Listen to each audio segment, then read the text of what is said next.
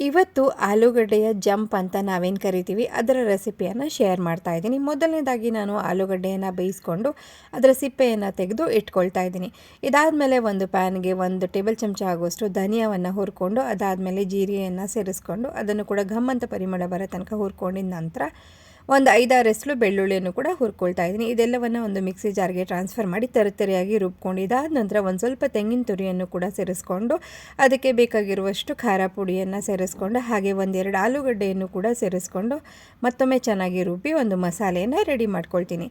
ಇದಾದಮೇಲೆ ನಾನು ಬೆಂದಂಥ ಆಲೂಗಡ್ಡೆಯನ್ನು ಕಟ್ ಮಾಡಿ ಪೀಸಸ್ ಆಗಿ ರೆಡಿ ಇಟ್ಕೊಂಡೆ. ಹಾಗೆ ಒಂದು ಸ್ವಲ್ಪ ಬೆಳ್ಳುಳ್ಳಿಯನ್ನು ಕೂಡ ಹೆಚ್ಚಿ ರೆಡಿ ಇಟ್ಕೊಳ್ತಾ ಇದ್ದೀನಿ.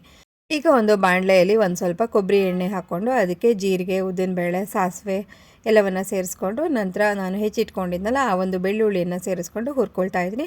ಹೆಚ್ಚಿದಂಥ ಆಲೂಗಡ್ಡೆಯನ್ನು ಕೂಡ ಸೇರಿಸ್ಕೊಂಡು ಒಂದು 2 ನಿಮಿಷ ಫ್ರೈ ಮಾಡ್ಕೊಳ್ತಾ ಇದ್ದೀನಿ.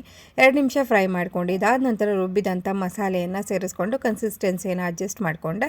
ಇವಾಗ ಇದಕ್ಕೆ ಒಂದು ಸ್ವಲ್ಪ ಹುಣಸೆ ರಸ, ಹಾಗೆ ರುಚಿಗೆ ತಕ್ಕಷ್ಟು ಉಪ್ಪು, ಹಾಗೆ ಒಂದು ಚೂರು ಬೆಲ್ಲವನ್ನು ಹಾಕ್ಕೊಂಡು ಕುದಿಸ್ಕೊಂಡ್ಬಿಟ್ರೆ ರುಚಿಯಾದ ಆಲೂಗಡ್ಡೆ ಜಂಪ್ ಅಂತಲೇ ಕರೆಯುವಂಥ ಈ ಒಂದು ಸ್ಪೆಷಲ್ ಡಿಶ್ಶು ರೆಡಿ ಆಯಿತು.